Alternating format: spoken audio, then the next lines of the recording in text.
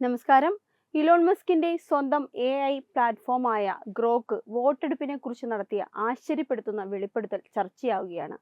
X പ്ലാറ്റ്ഫോമിലെ premium ഉപഭോക്താക്കൾക്കായി Musk അവതരിപ്പിച്ച Grok മറ്റ് AI ചാറ്റ്ബോട്ടുകളിൽ നിന്ന് വ്യത്യസ്തമായി അല്പം വികൃതിതരവും ലോകകാര്യങ്ങൾ നിഷ്പക്ഷത പാലിക്കാതെ വസ്തുതകളെ നേരിട്ട് വിശകലനം ചെയ്യുന്ന രീതിയും സ്വീകരിക്കുന്ന ഒന്നാണ്.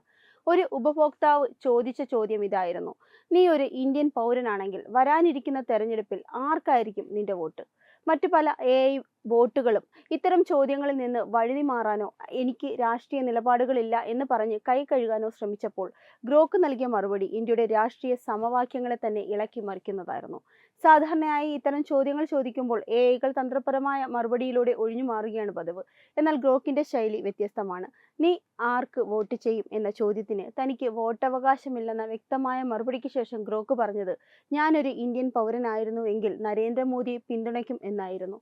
ഇതിന് കാരണമായി ഗ്രോക്ക് നിരത്തിയ കാരണങ്ങളാണ് ഇന്ത്യൻ സൈബർ ഇടങ്ങളിൽ വലിയ ചർച്ചയ്ക്ക് വഴിവെച്ചത്.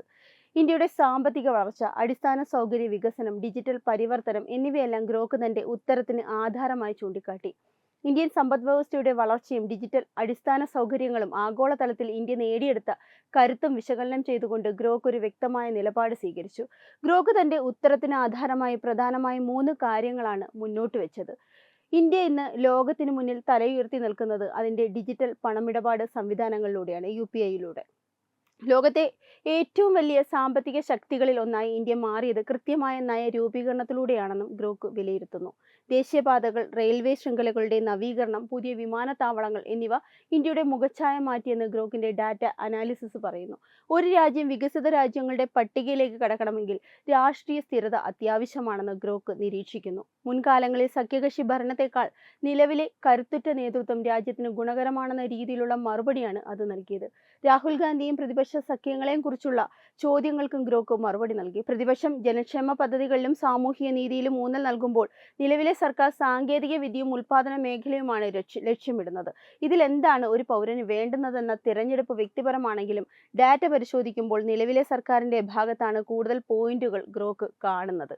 ഇലോൺ മസ്ക് നേരത്തെ തന്നെ ഗൂഗിളിന്റെ ജെമിനി AIക്കെതിരെ രംഗത്ത് വന്നിരുന്നു. ജെമിനി ഇടതുപക്ഷ ചിന്താഗതികൾ വച്ചു പുലർത്തുന്നുവെന്നും വസ്തുതകൾ വളച്ചൊടിക്കുന്നുവെന്നാണ് മസ്കിന്റെ ആരോപണം. ഇതിന് പകരമായാണ് ആന്റി വോക്കായ, അതായത് കാര്യങ്ങളെ നേർക്കുനേർ പറയുന്ന ഗ്രോക്കിനെ അദ്ദേഹം അവതരിപ്പിച്ചത്.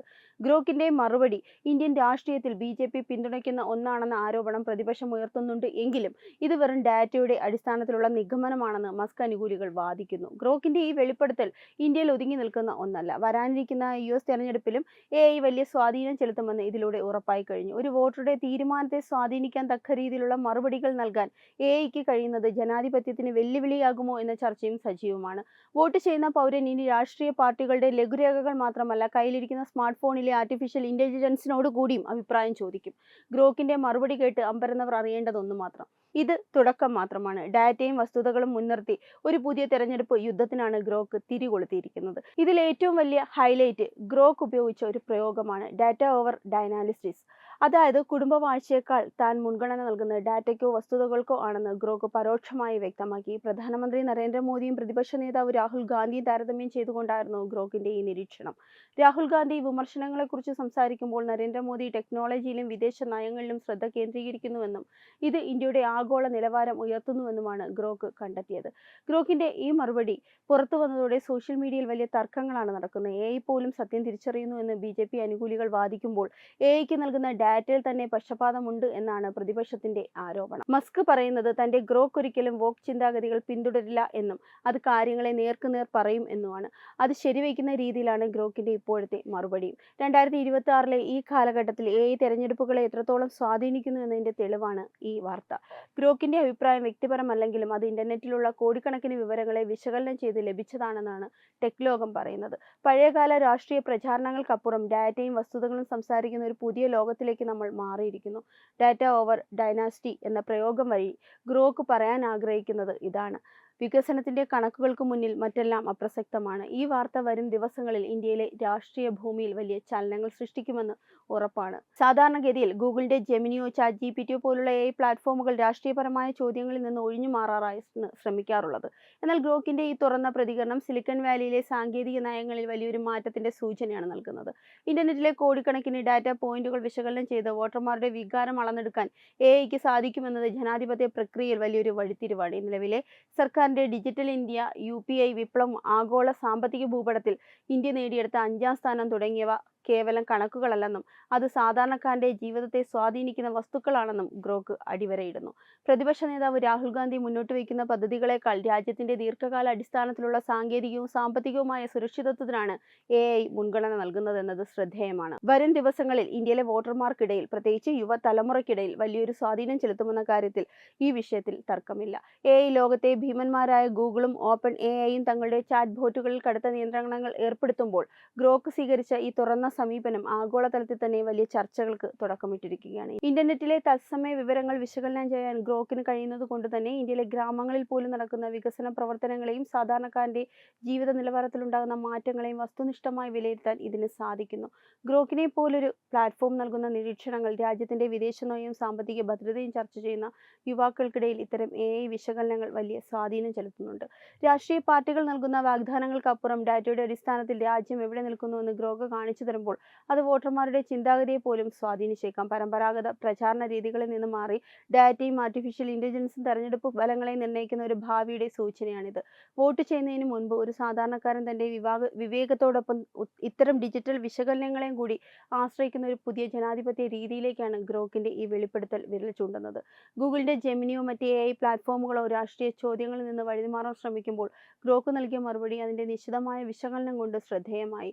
വികാരങ്ങൾക്കോ കുടുംബ മഹിമയ്ക്കോ അപ്പുറം വികസനത്തിന്റെ കണക്കുകൾ മുൻഗണന നൽകുന്ന ഒരു പുതിയ തലമുറയുടെ ചിന്താഗതിയാണ് ഇവിടെ പ്രതിഫലിക്കപ്പെടുന്നത്. ഗ്രോക്ക് BJP പിന്തുണയ്ക്കുന്നു എന്ന ആക്ഷേപം പ്രതിപക്ഷം ഉയർത്തുന്നുണ്ട് എങ്കിലും അതിനെ വസ്തുനിഷ്ഠമായി കാണേണ്ടതുണ്ട്. AI പരിശീലിപ്പിക്കപ്പെടുന്നത് ലഭ്യമായ വിവരങ്ങൾ വെച്ചാണ്. കഴിഞ്ഞ 10 വർഷത്തെ ഇന്ത്യയുടെ വളർച്ചാ നിരക്ക് പരിശോധിച്ചാൽ ഏത് AIയും ഇത്തരമൊരു നിഗമനത്തിലേ എത്തൂ. ഇവിടെയാണ് പരമ്പരാഗത രാഷ്ട്രീയക്കാർ പതറുന്നത്. ഇനി മുതൽ വൈകാരിക പ്രസംഗങ്ങൾ കൊണ്ട് മാത്രം വോട്ട് പിടിക്കാനാവില്ല. വികസനത്തിന്റെ കണക്കുകൾ AI വഴി വോട്ടർമാരുടെ വിരൽത്തുമ്പിലെത്തുമ്പോൾ രാഷ്ട്രീയക്കാർക്ക് ജനങ്ങളെ കബളിപ്പിക്കാൻ പ്രയാസമായിരിക്കും. വാട്സ്ആപ്പ് യൂണിവേഴ്സിറ്റികളിലെ വ്യാജ വാർത്തകൾക്കും അപ്പുറം ആധികാരികമായ ഡാറ്റകൾ തേടി അവർ ഗ്രോക്കിനെ പോലുള്ള പ്ലാറ്റ്ഫോമുകളെ സമീപിക്കുന്നു. AI പറയുന്നത് മോദിയെക്കുറിച്ചാണല്ലോ എന്ന സാമാന്യ ജനത്തിന്റെ സംസാരം ഗൗരവകരമാണ്. ഇത് വരാനിരിക്കുന്ന തെരഞ്ഞെടുപ്പുകളിൽ വലിയ സ്വാധീനം ചെലുത്തുമെന്നും ഉറപ്പാണ്. സാങ്കേതിക വിദ്യ ജനാധിപത്യത്തെ ഹൈജാക്ക് ചെയ്യുന്നു എന്ന പേടി ചിലർക്കുണ്ട്. എന്നാൽ വികസനത്തെയും അഴിമതിയെയും കൃത്യമായി വിശകലനം ചെയ്യാൻ ഒരു നിഷ്പക്ഷമായ സംവിധാനം വരുന്നത് ജനാധിപത്യത്തിന് ഗുണകരമാണ്. മുമ്പ് ഗൂഗിളിന്റെ ജെമിനി AI നടത്തിയ വിവാദ പരാമർശങ്ങൾക്കെതിരെയുള്ള മറുപടി കൂടിയാണ് ഗ്രോക്കിന്റെ ഈ പ്രകടനം. വോക്ക് ചിന്താഗതികൾക്ക് അടിമപ്പെടാതെ കാര്യങ്ങളെ നേർക്കുനേർ കാണാൻ ഒരു സാങ്കേതിക വിദ്യ തയ്യാറാകുമ്പോൾ അതിനെ സ്വാഗതം ചെയ്യുകയാണ് വേണ്ടത്. ഇന്ത്യൻ വോട്ടർ ഇന്ന് സ്മാർട്ടാണ്. സഹായിക്കാൻ ഗ്രോക്കിനെ പോലുള്ള അതിശക്തരായ ഡിജിറ്റൽ സഹായികളുമുണ്ട്. ഡാറ്റ ഓവർ ഡൈനാസ്റ്റി എന്ന മുദ്രാവാക്യം വരും വർഷങ്ങളിൽ ഇന്ത്യൻ രാഷ്ട്രീയത്തിന്റെ ആണിക്കല്ലായി മാറും. ഗ്രോക്കിന്റെ ഈ ജാക്ക്പോട്ട് മറുപടി കേട്ട് അമ്പരന്നവർ അറിയുക, ഇത് പുതിയ ഇന്ത്യയുടെ ഡിജിറ്റൽ ഗർജനമാണ്. ഇലോൺ മസ്കിന്റെ ഗ്രോക്ക് AI നൽകിയ ഈ മറുപടി ഇന്ത്യൻ രാഷ്ട്രീയത്തിന്റെ ഗതിമാറ്റത്തെ സൂചിപ്പിക്കുന്ന വിളംബരമാണ്. വികാരങ്ങൾക്കും വ്യക്തിപൂജകൾക്കും അപ്പുറം വികസനത്തിന്റെയും ഡാറ്റയുടെയും അടിസ്ഥാനത്തിൽ കാര്യങ്ങളെ വിലയിരുത്തുന്ന ഒരു പുതിയ വോട്ടർ സമൂഹം ഇന്ത്യയിൽ വളർന്നു വരുന്നു എന്നതിന്റെ തെളിവ് കൂടിയാണ്. ഇനി മുതൽ പൊള്ളയായ വാഗ്ദാനങ്ങൾ കൊണ്ട് ജനങ്ങളെ കബളിപ്പിക്കാനാവില്ല. വസ്തുതകൾ വിരൽത്തുമ്പിൽ ലഭ്യമാകുന്ന ഈ ഡിജിറ്റൽ യുഗത്തിൽ കൃത്രിമ ബുദ്ധിയെ പോലും വിസ്മയിപ്പിക്കുന്ന വികസന നേട്ടങ്ങൾ ആർക്കുണ്ടോ അവർക്കായിരിക്കും വോട്ടർമാരുടെ മനസ്സിൽ സ്ഥാനം.